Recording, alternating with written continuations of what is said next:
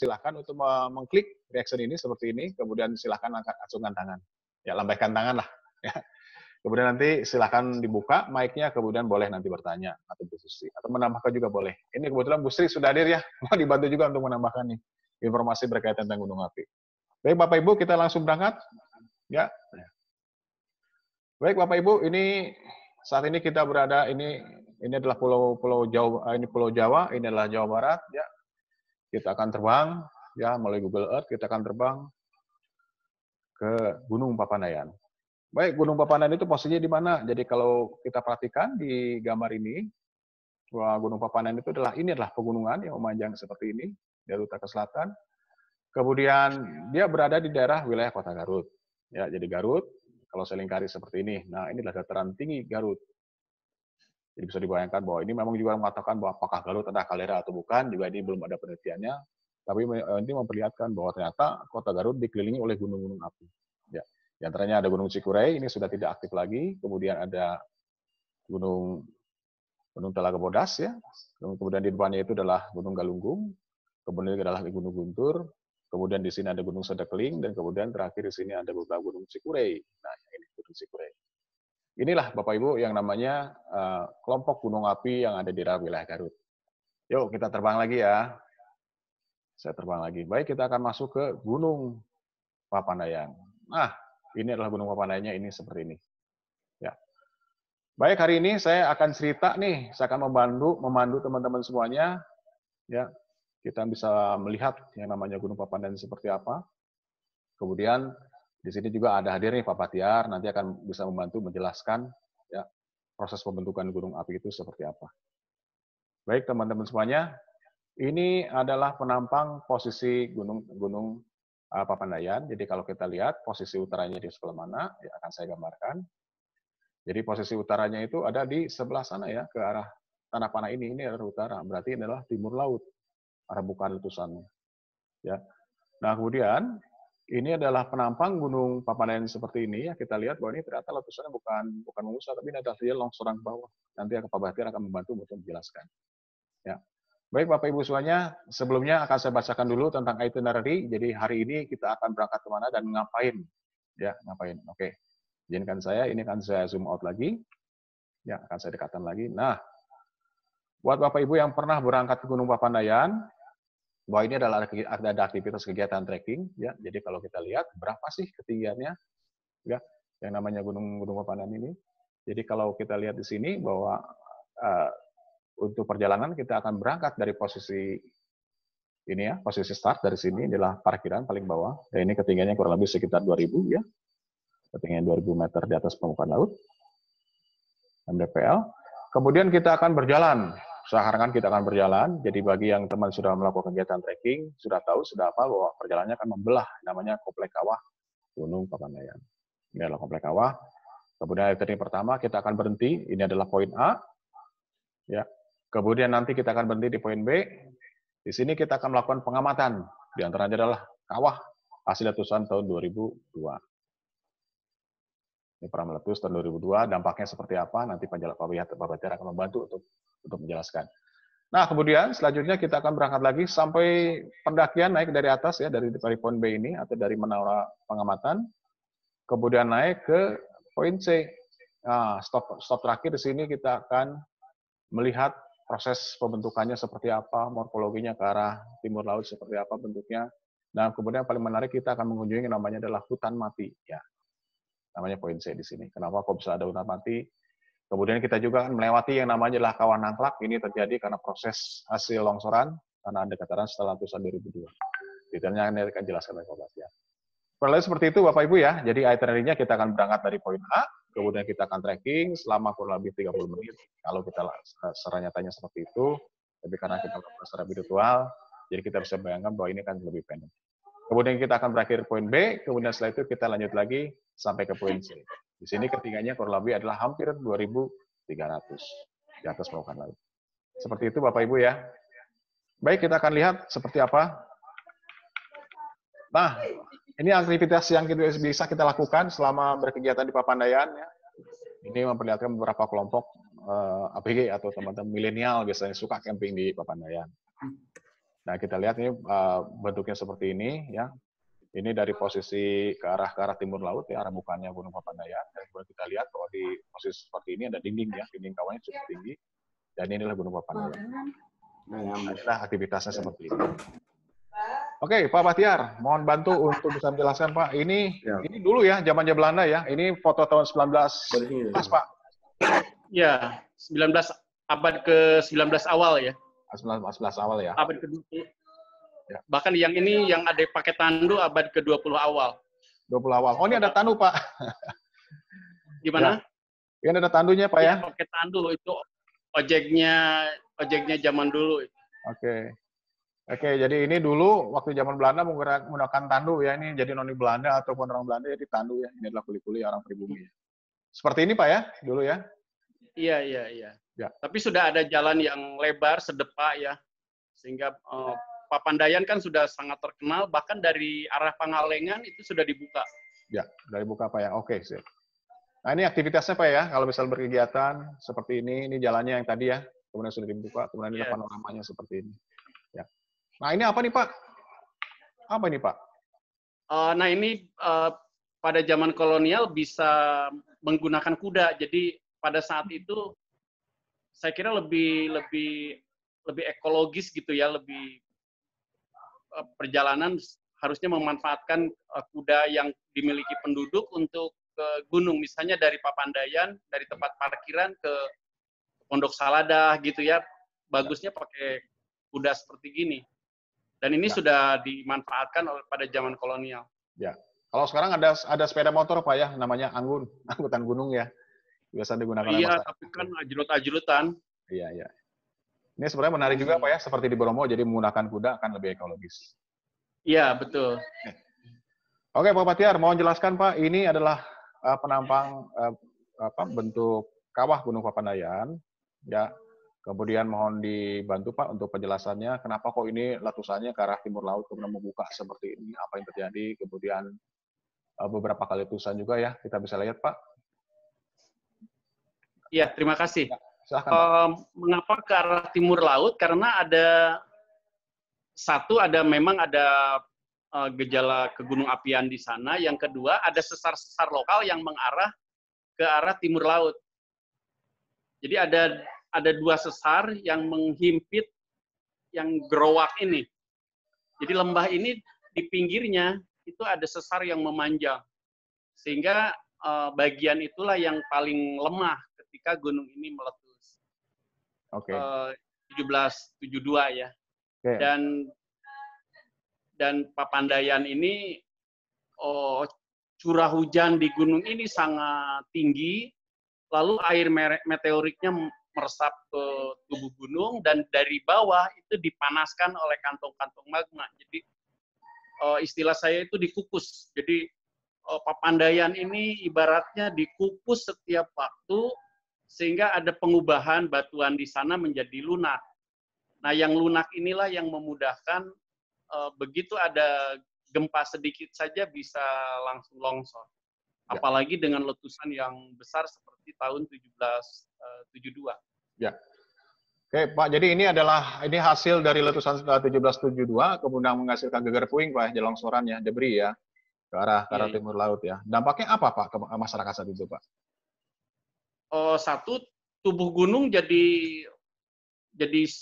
lebih dari separohnya hilang. Ya. Jadi dari mulai 2/3 gunung ke arah puncak itu hilang dan ada bagian yang sumbing ke arah timur laut yang memungkinkan kita bisa berjalan sekarang lebih ringan. Ya, betul. Jadi dampak positifnya bagi manusia saat ini adalah kita menuju gunung ini jauh lebih mudah karena ada guguran puing yang begitu besar dan ada separuh dari tubuh gunung ini yang longsor.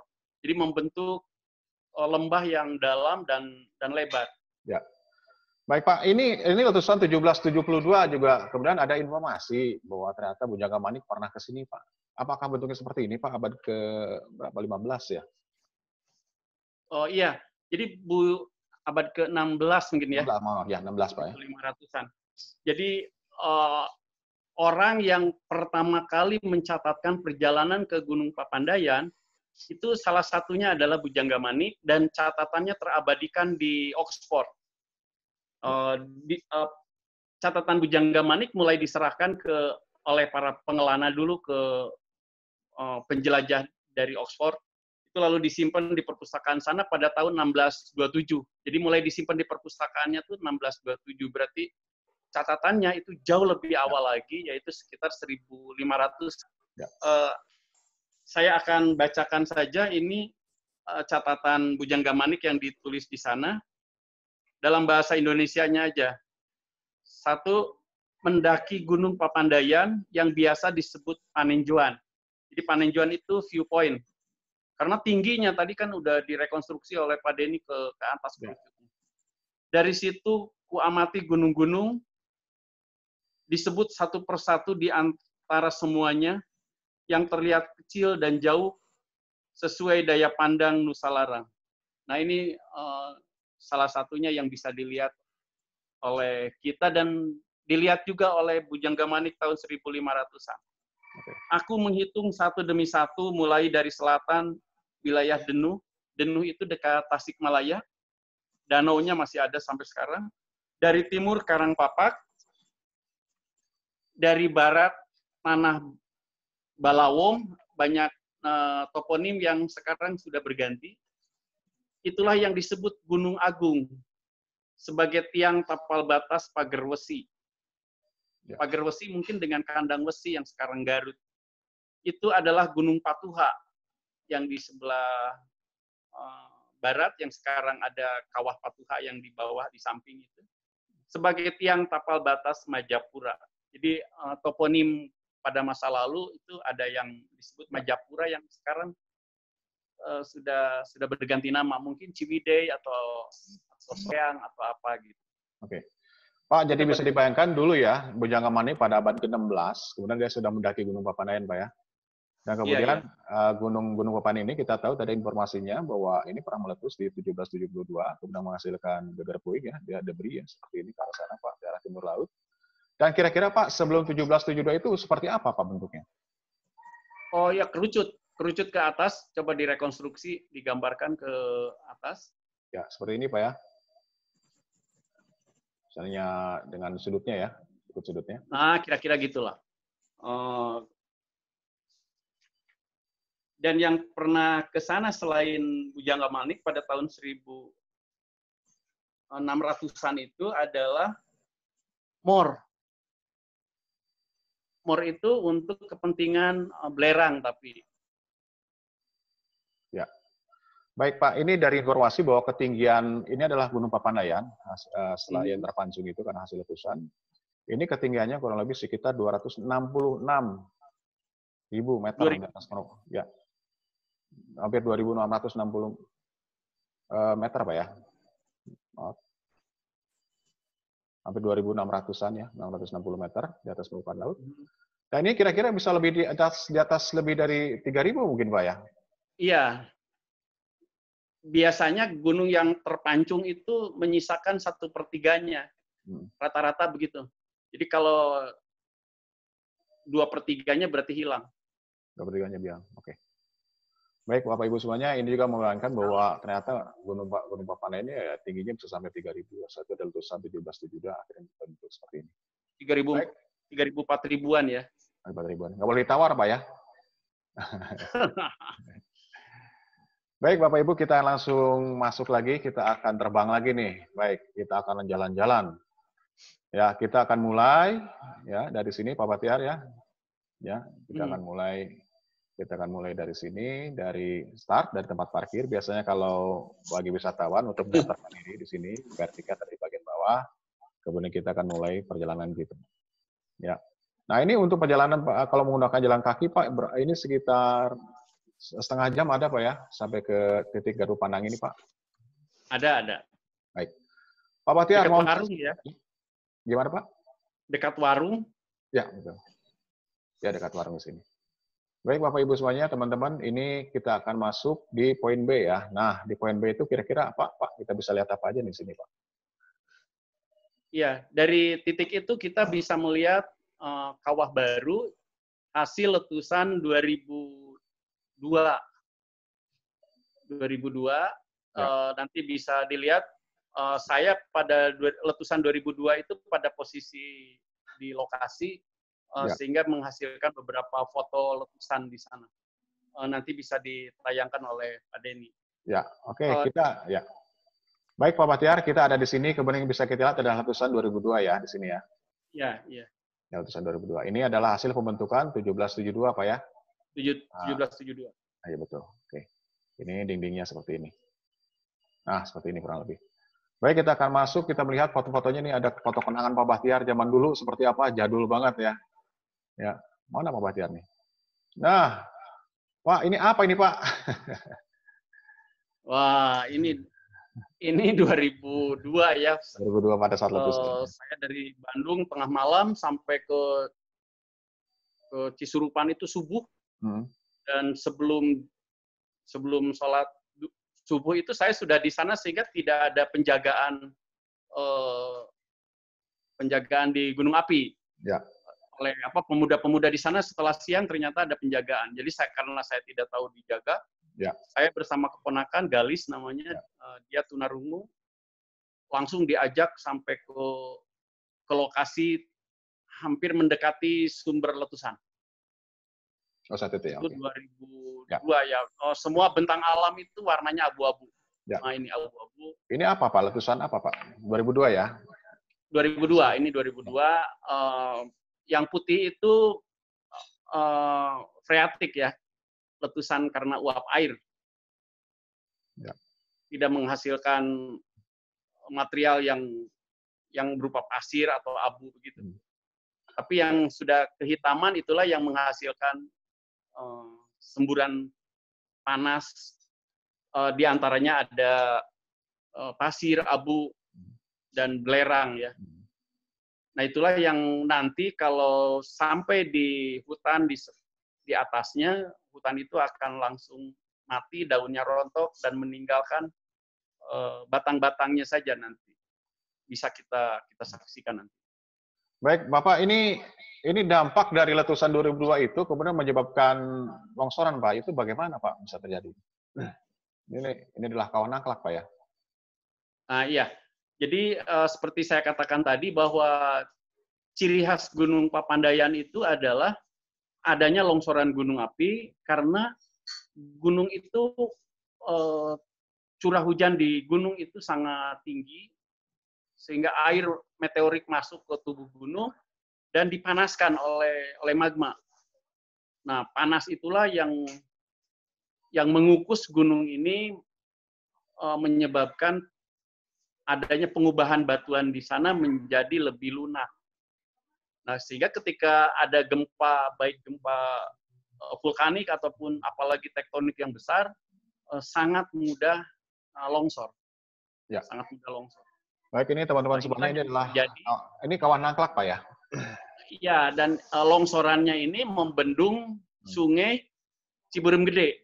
Jadi material longsorannya membendung sungai, lalu air terbendung. Nah, ketika batuannya belum kompak yang membendung sungai Ciberem Gede, hulu Ciberem Gede itu, maka dia jebol.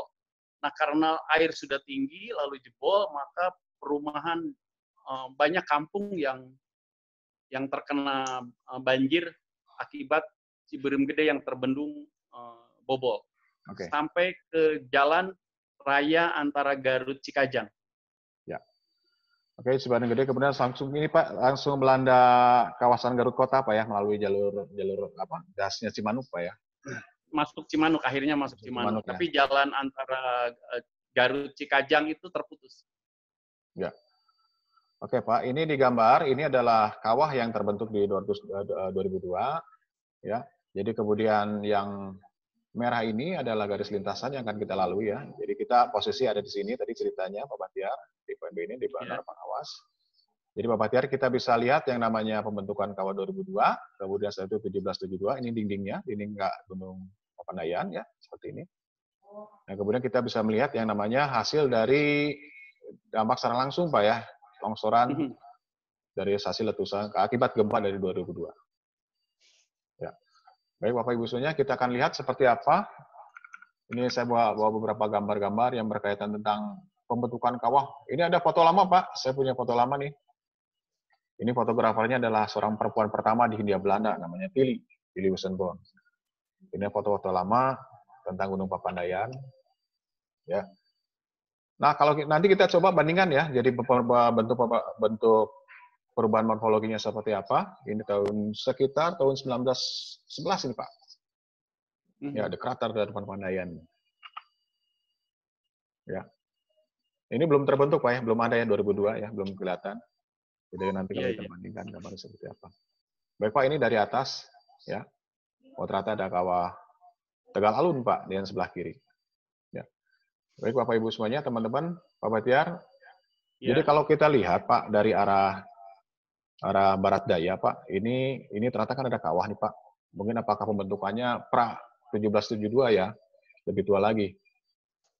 Kelihatannya begitu, di sana ada dua lingkaran kawah tua, yaitu Tegal Alun-Alun dan Tegal Brung-Brung.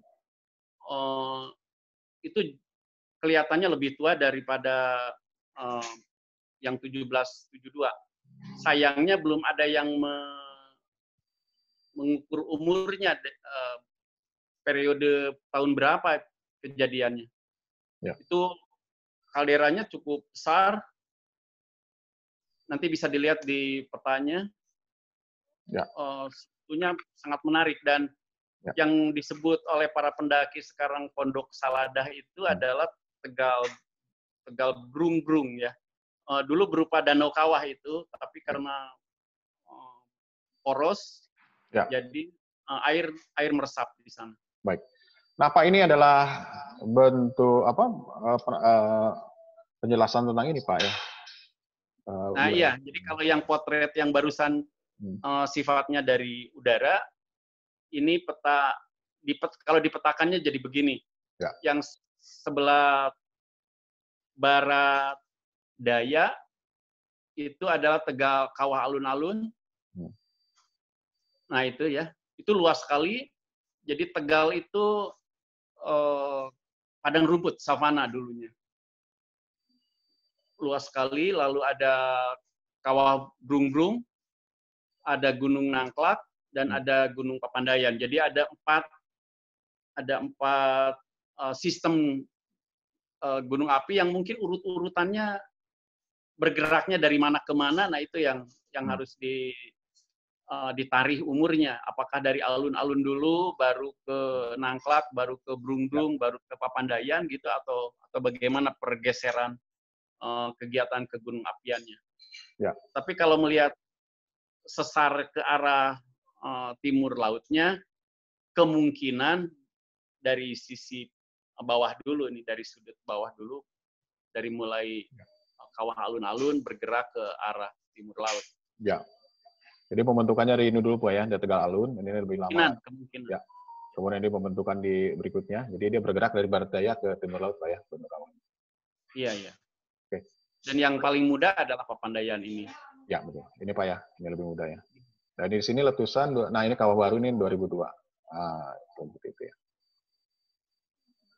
Baik, gambarnya seperti apa? Saya perlihatkan. Baik, Bapak Ibu, ini adalah rekaman dari sejarah letusan. Jadi tahun 1772, kemudian setelah itu ada beberapa kali letusan, yaitu 1882, kemudian 1923, 1924, 25, 26, 27, dan juga ternyata aktif Pak sepanjang tahun. Dan kemudian pernah meletus besar ya, ada letusannya Lavrato Magmatic, itu tahun 1993, dan terakhir 2002 Pak. Ya. Nah ini ada beberapa informasi bentuknya seperti apa letusannya. Ini akan saya bacakan 2002 ya. Ternyata di tahun 2002 itu meletus pada tanggal 11 November terjadi peningkatan aktivitas vulkanik ya. Kemudian berlanjut sampai 13-20 November. Mungkin hampir di akhir tahun Pak ya. Cukup panjang juga ini letusannya Pak. Jadi sesuai dengan informasi dari Pak Bahtiar bahwa hasil letusan 2002 ini kemudian menyebabkan banjir sepanjang aliran Sungai Ciberem Gede hingga sampai Cimanuk sejauh kurang lebih sekitar 7 km. Iya, karena bendungan alaminya jebol. Ya. Baik Pak Bahtiar, ini adalah foto-foto kalau kita berjalan seperti ini Pak. Ini adalah beberapa sungai yang terbentuk. Ya. Ini kuning ini karena proses ini Pak ya.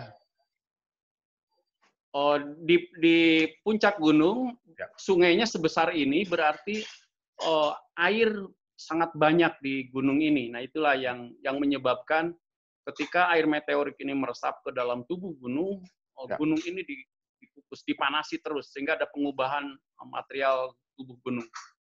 Ini Bu Dewi. Jadi lebih lunak.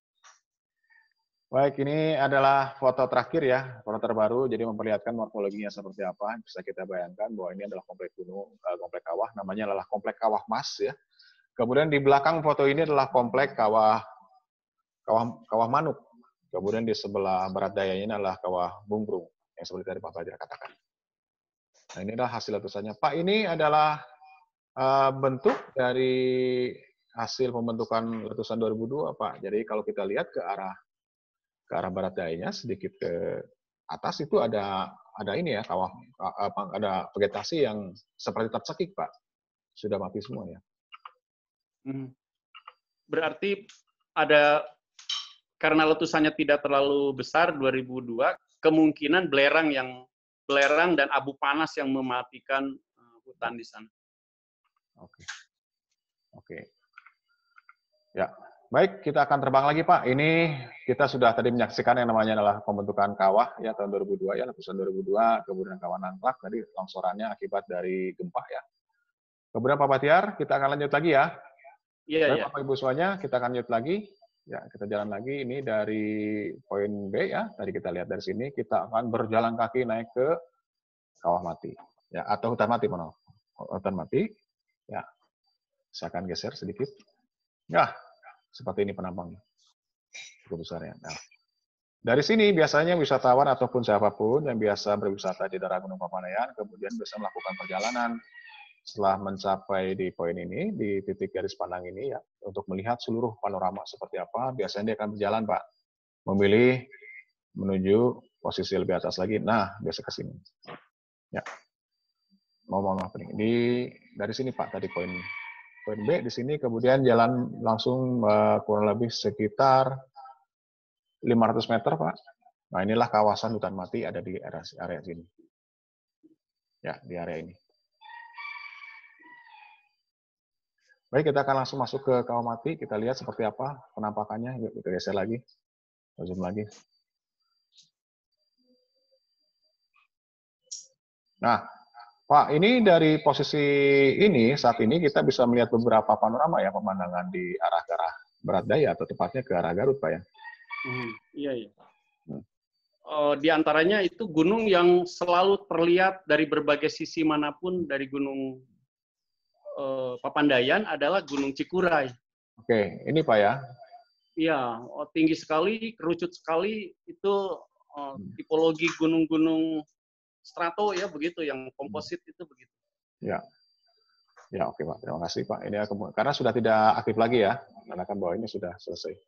Baik Pak, ini kita akan masuk ke hutan mati Pak. Ya. Ini kita lihat gambarnya. Nah ini posisi hutan mati di sini yang tadi hasil kita melihat beberapa pohon yang sudah mati ya. Apakah karena apa? Jadi kita lihat foto-fotonya. Ini adalah beberapa kawah ya, komplek kawah di komplek kawah mas. Yang tadi sudah dijelaskan juga ini hasil dampaknya seperti apa. Ya, ini Pak Bahtiar bukan tukang foto di sana ya. Baik Pak, ini adalah kawah 2002 Pak ya. Ini kayaknya lebih mudah ya karena bentuknya sudah seperti ini Pak. Iya, yang sebelah kiri. Nah ini nih. Ini kawah baru ini. Kawah baru dikunjungi tahun berapa geotrek pertama ke Papandayan itu. Jadi saya naik ke lereng bukit di sini lalu memotret ke bawah karena belum musim drone waktu itu.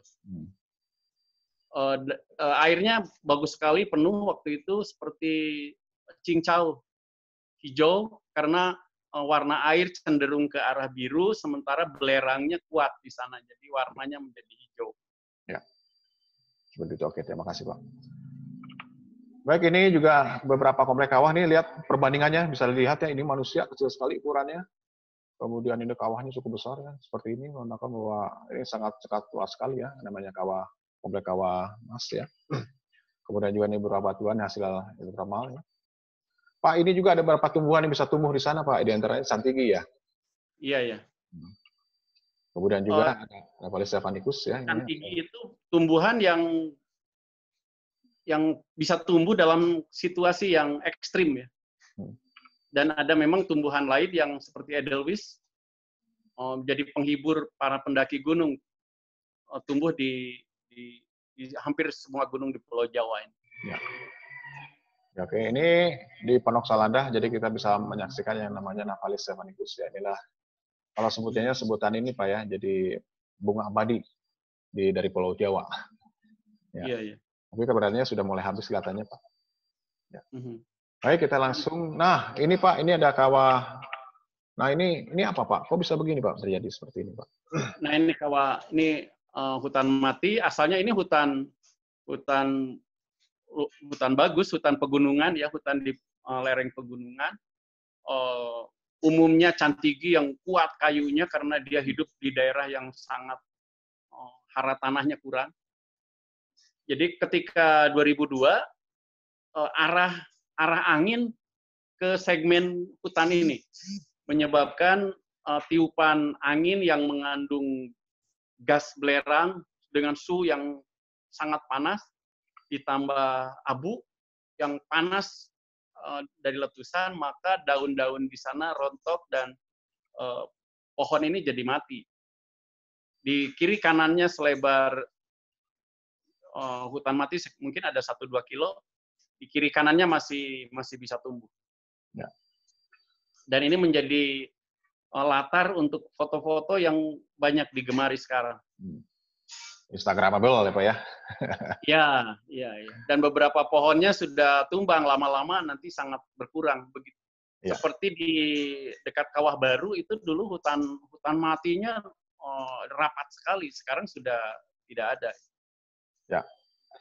Kalau di Google tidak nampak Pak, tapi kalau di foto nampak ya. Baik teman-teman, kurang lebih ini dari areanya. Jadi dari sini kita sebenarnya bisa lihat panorama ya langsung ke arah Garut, kota Garut ya. Ini dataran tinggi Garut. Jadi gunung. Ya. Nah, seperti ini.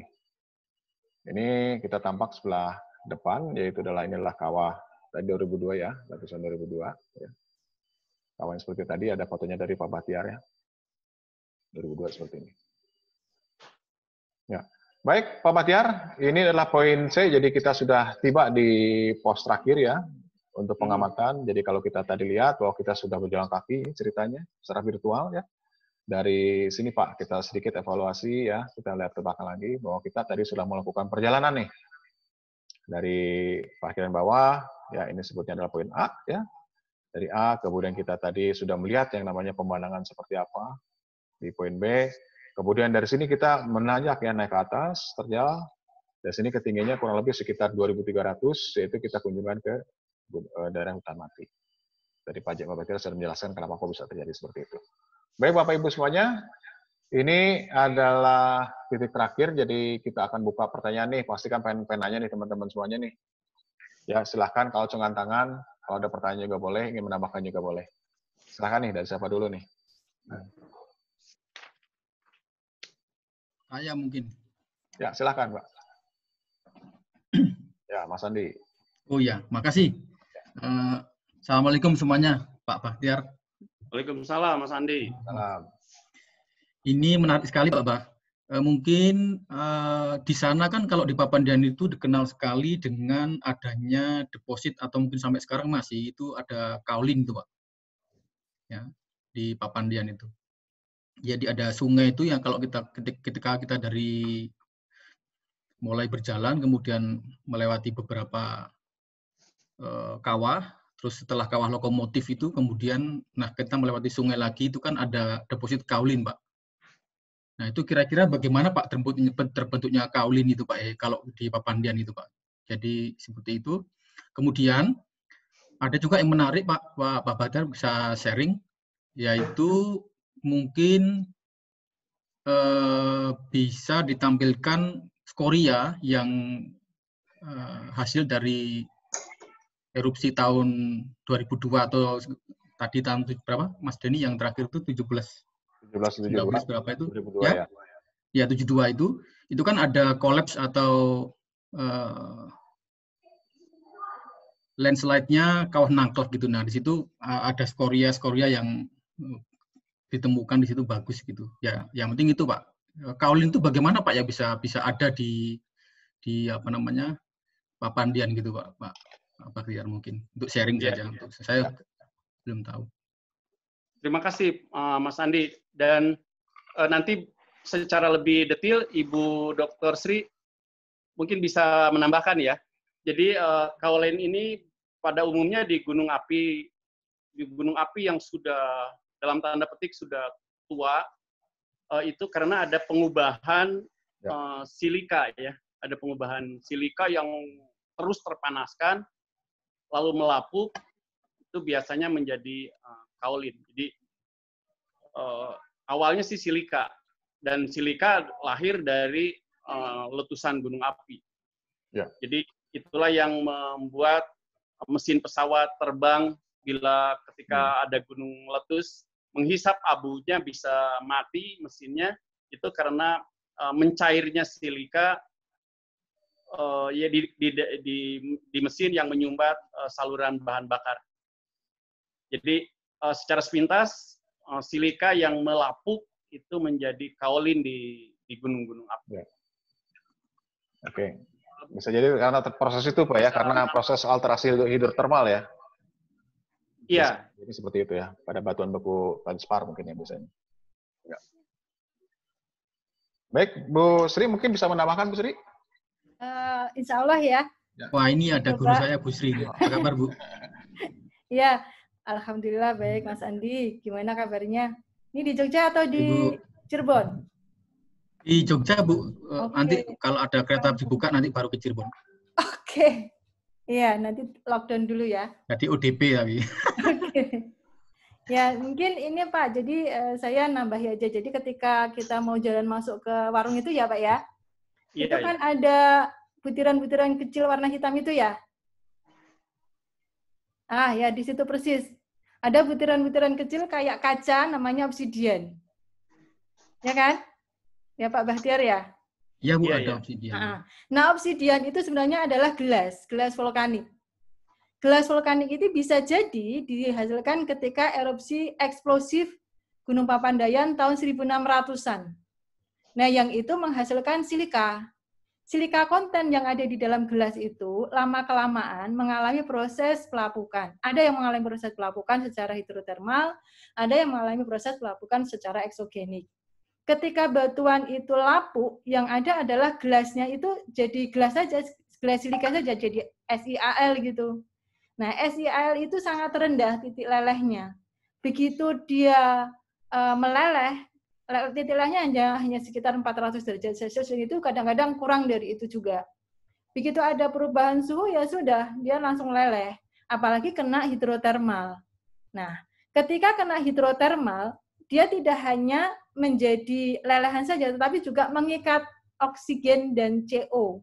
CO yang ada di dalam larutan asam.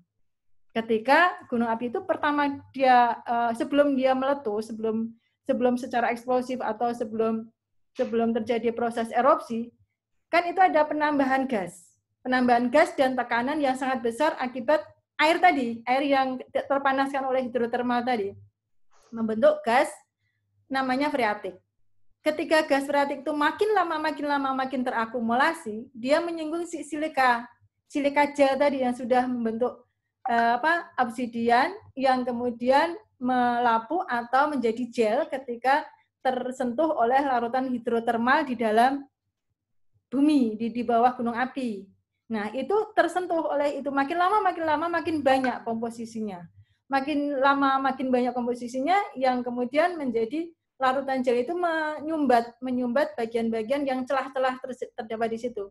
Karena celahnya terisi oleh larutan gel yang kemudian kalau kita pergi ke gunung api yang tua, yang sudah mati, itu disebut sebagai quartz vein atau urat kuarsa. Itu kalau sudah membeku kembali itu. Tetapi karena ini masih gunung api yang masih aktif, maka silika gelnya masih berbentuk silika seperti larutan atau seperti bukan koli tetapi sudah membentuk ke plastis gitu.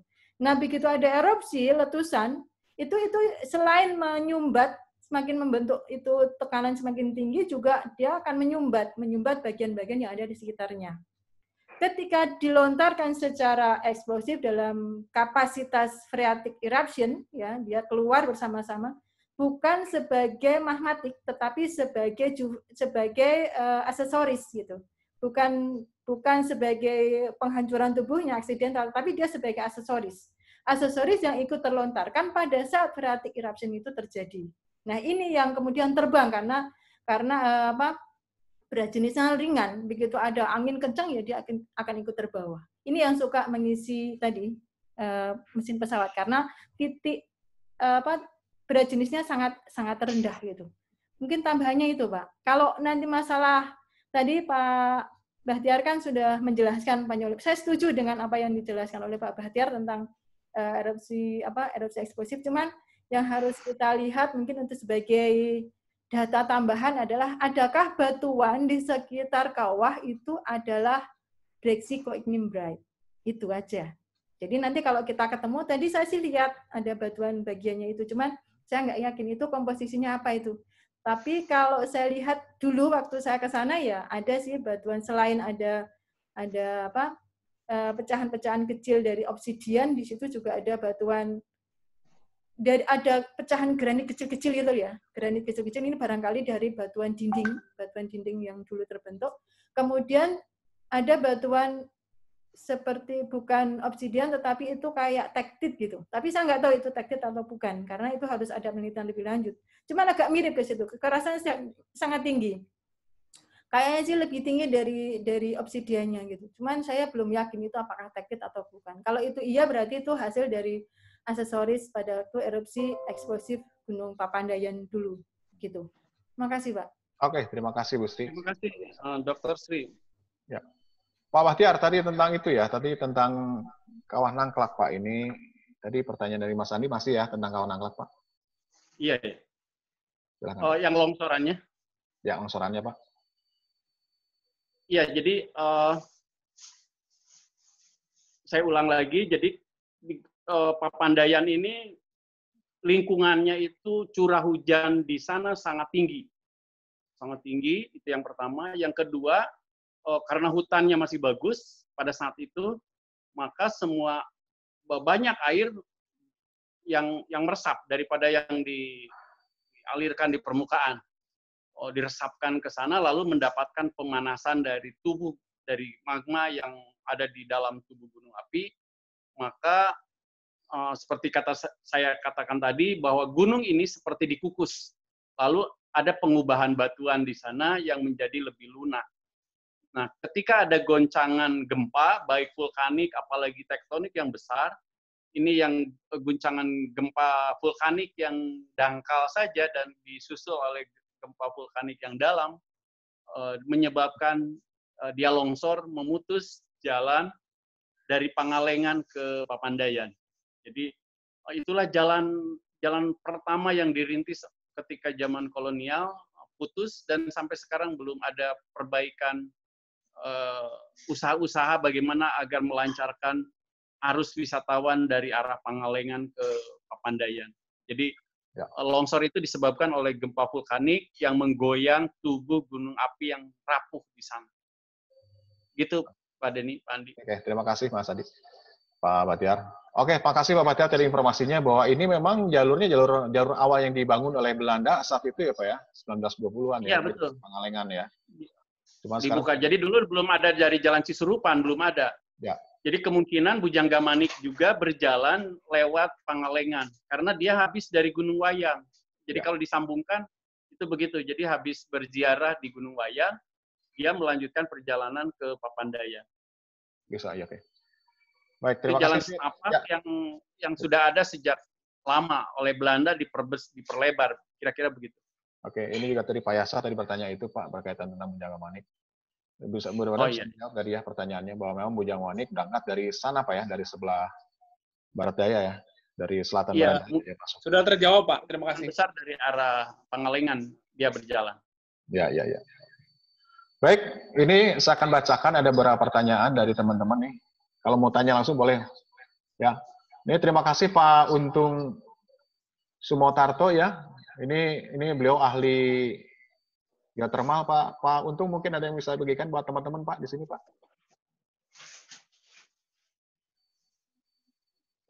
Nih, Pak Untung kirim gambar ini tentang fumarole yang ada di Papandayan ya. Ada solvatara, fumarole, dan segala macam. Oke. Baik, saya baca lagi nih. Ada pertanyaan juga nih. Nih dari Bu Wiwi nih bertanya, Pak. Bertanya, apakah yang meletus Papandayan tapi yang panas buminya banyak di Patuha, kira-kira kenapa? Meletusnya di Papandayan tapi panas buminya ada di Patuha. Di Papandayan juga ada, Bu Wiwi. Jadi satu di Papandayan, satu di Kamojang, itu kan satu kelurusan yang ada di sana. Jadi Papandayan, Kamojang sudah digali sejak zaman kolonial, diteruskan sampai sekarang. Berikutnya di Rajat, ya di wilayah Garut. Di Papandayan juga sudah disurvei dan potensi panas buminya bagus. Jadi di Patuha ada, di selatan Bandung, di Papandayan juga ada. Itu dua sistem gunung yang terpisah. Ya. Jadi artinya ini adalah, tapi Pak, kalau dari naskah lama itu disebutnya ada Gunung Kendeng, Pak, atau Gunung Kendang, Pak. Apa kira-kira ininya, Pak? Berkaitan dengan bentuk morfologi gunung seperti ini. Di Pulau Jawa yang namanya Gunung Kendeng itu artinya laksana urat yang panjang. Jadi gunung yang memanjang itu sangat panjang, bentangannya melebihi gunung biasa. Itu biasanya dinamakan kendeng. Lalu diadopsi dalam bahasa Sunda saendeng-endeng, jadi K-nya hilang. Jadi sebetulnya sakendeng-kendeng gitu ya. Jadi selamanya tidak terputus. Nah, jadi di Jawa yang sekarang ada penambangan itu di Gunung Kapur itu juga disebut Gunung Kendeng karena memanjang banget. Gitu ya. Jadi masyarakatnya di sana bertahan mati-matian, tapi ternyata dikalahkan oleh kepentingan perusahaan yang didukung oleh ilmuwan yang mendukung proyek itu. Ya, oke, makasih. Oke, Pak, ya. Jadi ini kalau kita lihat nih, Pak, gambarnya, ini kenapa bisa memanjang seperti ini menandakan bahwa ini adalah komplek gunung dan kemudian dia pergeserannya ke arah sana, Pak, ya, ke arah utara, ya. Ya. Baik, Bapak Ibu, silakan kalau ditanyakan lagi, saya akan bacakan, Pak. Ini ada pertanyaan lagi berikutnya dari Jeffrey nih. Abah Titi, wah manggilnya Abah. Bentar mau tanya, katanya, apakah letusan Krakatau 1883 mempengaruhi morfologi dan aktivitas vulkanik Papandayan, Pak? Ada hubungan nggak, Pak, letusannya? Kelihatannya terlalu jauh ya. Jauh ya? Terlalu jauh ya. Ya, ini Jawa Barat ada di sini, kemudian Krakatau ada di sebelah sini nih. Ya. Tapi mungkin sama-sama ya, karena posisi gunungnya juga dia berada di tepi benua ya. Baik. Tapi mungkin saya ada tambahan, Pak. Silakan, Bu. Ya, coba tadi yang morfologi tadi itu, Pak. Ya, sebentar. Morfologinya, yang tadi, yang memanjang tadi. Memanjang tadi ya, oke. Nah, satelit mungkin. Ini. Ya, satelit. Agak dikecilin, Pak. Agak diluasin. Nah, ini dia, udah gitu saja. Ini kalau kita lihat ada morfologi melingkar di tengah ya. Ya, Bu. Melingkar di tengah. Kemudian ada lagi melingkar di sebelah utara gitu. Diperkecil. Yang ya itu yang terakhir ya. Tapi di utaranya ada lagi tuh. Di utaranya. Saya nggak bisa udik-udik ya. Nah, ini Bu ya. Nah, ada tapal kuda di utara. Nah, betul itu. Diperkecil lagi dikit. Udah gitu aja cukup. Nah, itu ada tapal kuda ini pun juga gunung api. Jadi kayaknya sih bukan karena bergeser, tapi kayaknya dulu ada gunung api yang super giant. Ada yang sangat besar. Jadi gunung apinya besar sekali, kemudian dia mengalami erupsi eksplosif, membentuk kaldera. Kayak misalnya kalau yang mazhabnya Pak Tekno Bronto itu ada kaldera Bandung gitu, kayak gitu tuh. Modelnya seperti itu. Jadi di Pak Denny, ini dibuat lingkarannya yang sebelah kiri, sebelah itu yang sisi Gunung Papandayan itu ke arah utara itu sisi lain dari gunung api itu. Ya. Nah, itu yang bawah itu yang barat. Yang ini aja, yang luas ini, yang coba ini dikecilin lagi. Oke, sebentar Bu. Sini lagi ya. Nah, terus ya, udah ini ya di tengah. Sekarang ini kita lihat di sini gunung api kan ya? Ya, ini gunung api. Ini gunung api sampai ke arah barat, kemudian ke arah utara dan ke arah barat laut itu ya. Itu kan gunung api. Kemudian dipotong-potong ya. Dipotong-potong ada lembah-lembah itu. Nah, lembah-lembah itu bisa jadi adalah sesar, bisa jadi itu adalah rim gunung api yang dulu, rim yang besar gitu. Rim yang besar yang dulu sudah ada. Lalu ya bisa jadi itu adalah gunung api yang kemudian ada sesar, kemudian bergeser, tetapi pergeseran ini terkait dengan aktivitas yang sangat eksplosif.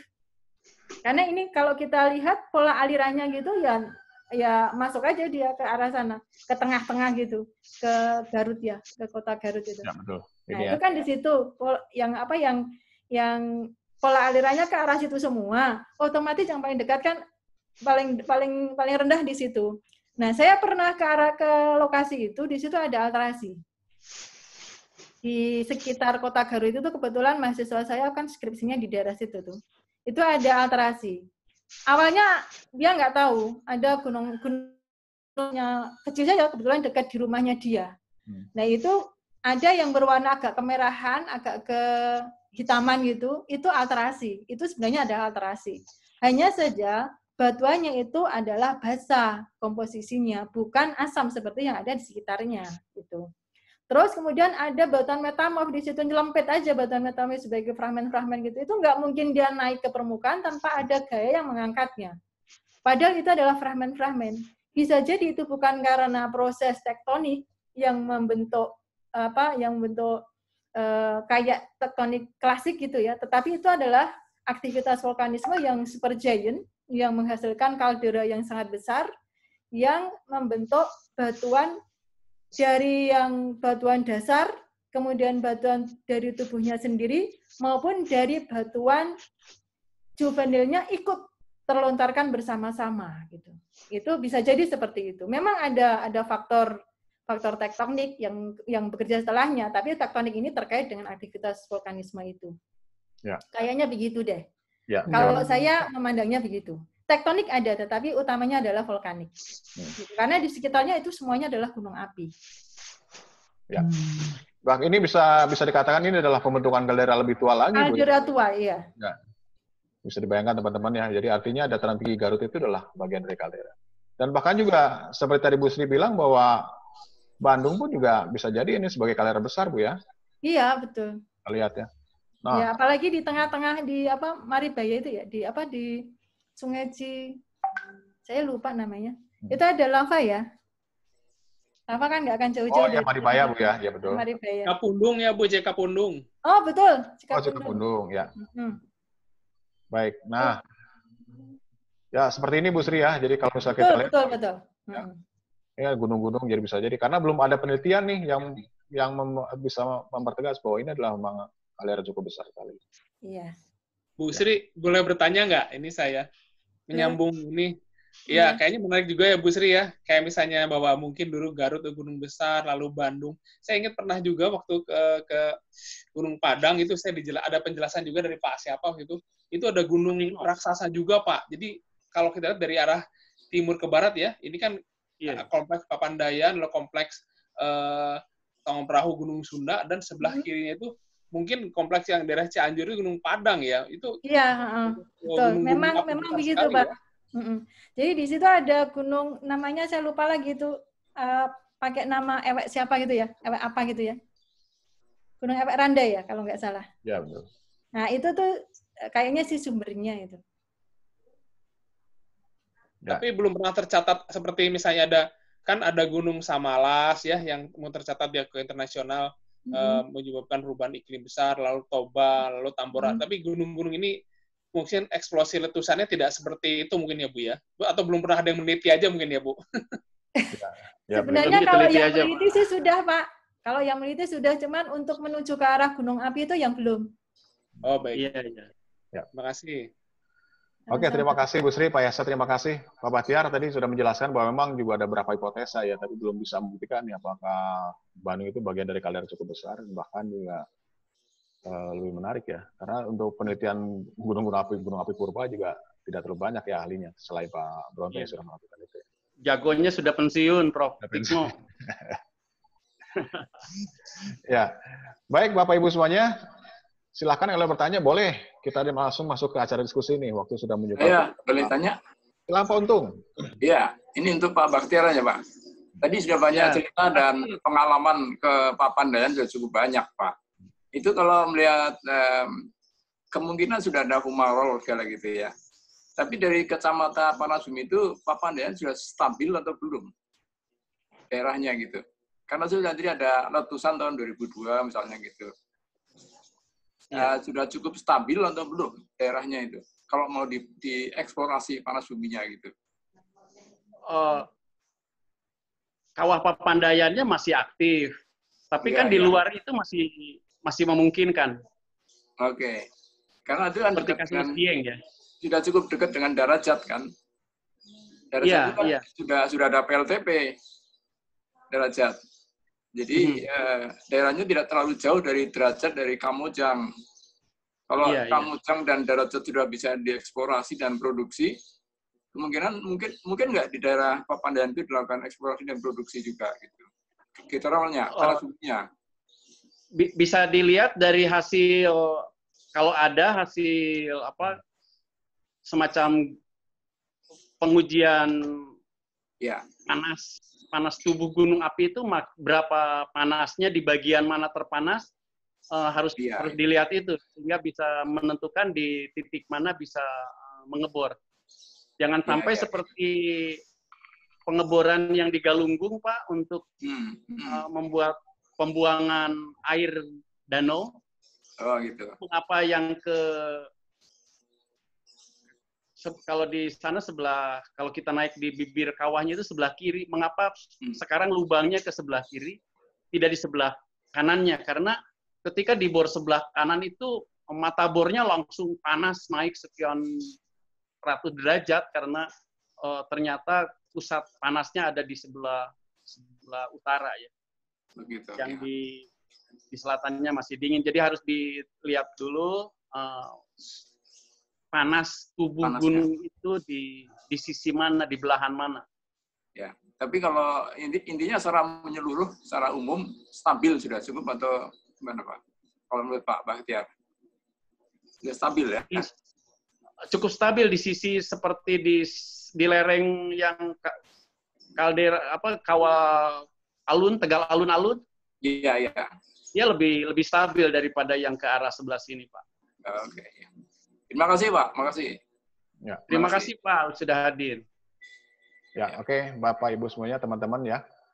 Baik, silakan ada yang bertanyakan lagi. Oh, ini Pak, ada dari Indra, Bu Diana. Puncak tertinggi Papandayan. Sekarang yang sebelah mana, Pak? Sebelah mana Tegal Alun, dan apakah bisa disebut sebagai puncak B? Ya, oke. Pak, untuk puncaknya, Pak.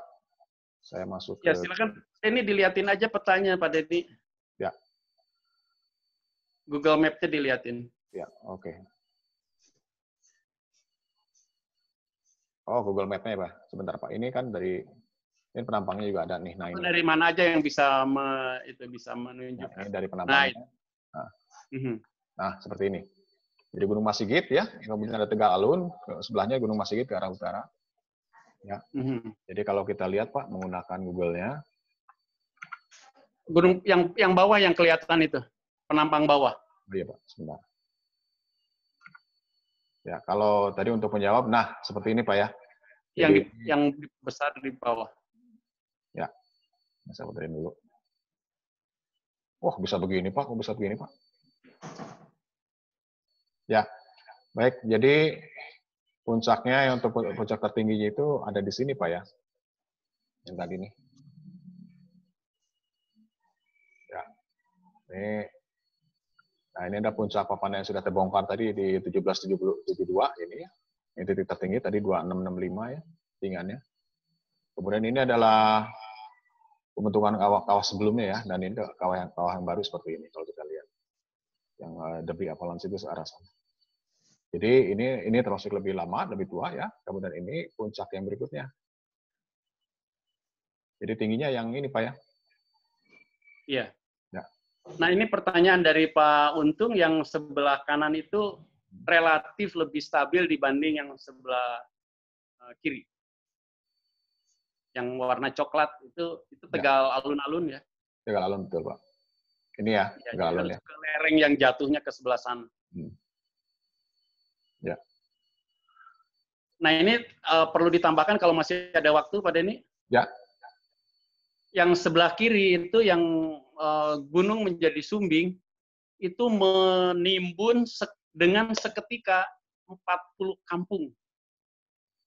Oke. Jadi 40 kampung tertimbun. Ya.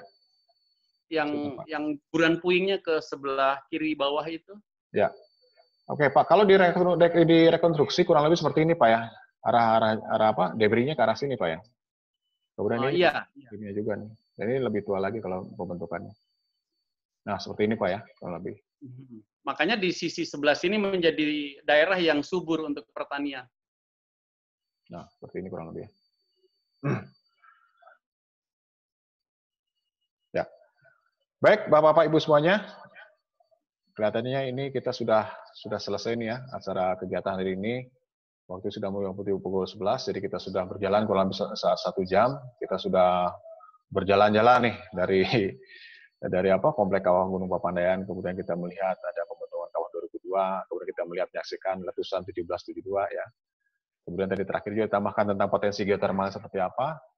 Dan terima kasih tadi Bu Sri juga tadi memberikan informasi ya menarik tentang proses pembentukan kaldera. Bisa jadi nih kita butuhkan informasi selebihnya buat teman-teman, mudah-mudahan ada yang lebih concern nih berkaitan tentang penelitian gunung api purba. Baik teman-teman semuanya, Pak Batiar ada sampaikan lagi Pak sebelum kita tutup? Iya, terima kasih. Nanti kita beres bersih corona, kita jalan-jalan ke beberapa gunung api yang luar biasa di Indonesia. Terima kasih sudah hadir.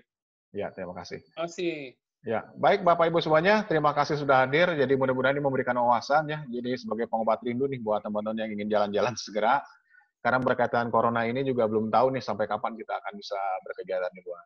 Karena prediksi juga bisa jadi bahwa ini kejadiannya akan tetap berlangsung hingga akhir tahun. Jadi mudah-mudahan nanti kita ketemu lagi. Ya, kita bisa inilah sharing-sharing informasi ini berkaitan tentang geowisata atau berjalan-jalan ke gunung yang ada di daerah Jawa Barat ataupun di daerah yang mana lainnya.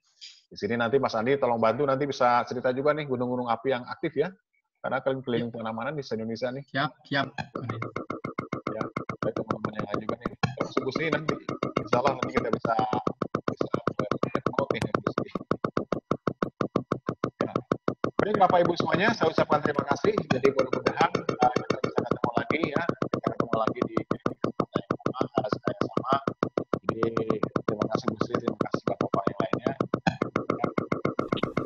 Mudah-mudahan bisa ketemu lagi. Jadi, baik, selamat menunaikan ibadah puasa. Assalamualaikum warahmatullahi wabarakatuh. Salam. Terima kasih. Terima kasih. Terima kasih.